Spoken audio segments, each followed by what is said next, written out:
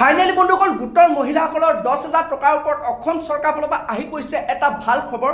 তো বন্ধুসকল আপোনালোক যিসকল মহিলাই ইমান দিনে অপেক্ষা কৰি আছিল যে আপোনালোকক চৰকাৰে সেই 10,000 টকাটো কেতিয়া প্ৰদান কৰিব, তো আপোনালোকে জানে যে আজি কিছুদিনৰ আগত বিহালীত প্ৰায় মহিলাই আপোনালোক এই 10,000 টকাটো লাভ কৰিলে। তো বন্ধুসকল এতিয়া যিকেইটা ডিষ্ট্ৰিক্ট বৰ্তমান বাকী আছে, তো বন্ধুসকল অতি সোনকালে আপোনালোকে সেই টকাটো দিয়া হ'ব।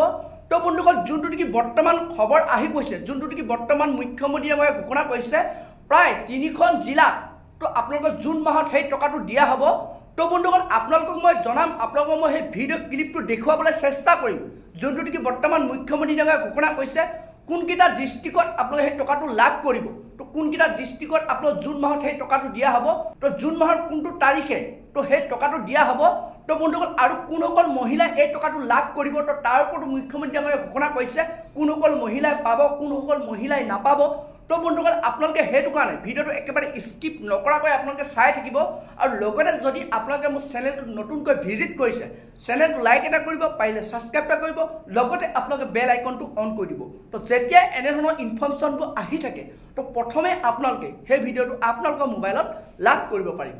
তো বলক বন্ধুসকল আপোনালোকক মই এতিয়া দেখুৱাই আছোঁ কোনকেইটা ডিষ্ট্ৰিক্টত তো আপোনালোকে সেই টকাটো লাভ কৰিব, তাৰ ওপৰত মুখ্যমন্ত্ৰীয়ে যোনটো নেকি ঘোষণা কৰিছে। মহিলাসকলে মোক সোধে 10,000 টকাটো মামা কেতিয়া দিব, এইটো এটা চিন্তা হৈ আছে, হয় নে নহয়? আছে নে নাই চিন্তা? এতিয়া আপোনালোকে এইটো কথা মোক নুসুধিব। 10,000 টকা বিহালীত দি আমি আৰম্ভ কৰি দিছোঁ।